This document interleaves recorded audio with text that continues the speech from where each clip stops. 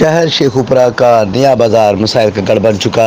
यहाँ पर मौजूद शहरियों ने बताया कि नया बाज़ार राशिदनाथ शही रोड के दरमियान सीवरेज की लाइन काफ़ी अरसा से बिछाएगी, जिसके सीवरेज के पाइप का साइज़ छोटा है, जो कि बाज़ारों से मुल्हका दीगर आबादियों के लिए यही है कि सीवरेज इस्तेमाल हो रहा है और जब भी बारिश होती है तो फौरी सीवरेज के मेन होल तंग पाइप होने की बदौलत भर जाते हैं। गंदा पानी उनके घरों में दाखिल हो जाता है। महकमा पब्लिक हेल्थ इंजीनियरिंग शेखुपुरा के अफसरान और अमला के खिलाफ शहरियों ने शिकायत के अंबार लगा दिए, जिन्होंने बताया कि मज़कूरा महकमा के मुतअद्दिद चक्कर लगाए लेकर हमारा जायज़ काम भी रिश्वत के बगैर ना करने का कहा गया। फ़राइज़ में गफलत बरती जाती है। अहले इलाका ने कहा कि हमें फौरी रिलीफ फराहम किया जाए और मुतल्लिका महकमा के अफसरान और मुतल्लिका अमला के खिलाफ कार्रवाई की जाए। कैमरामैन टीम के साथ शेख मोहम्मद तैयब, फायरस्टोन न्यूज़ शेखुपुरा।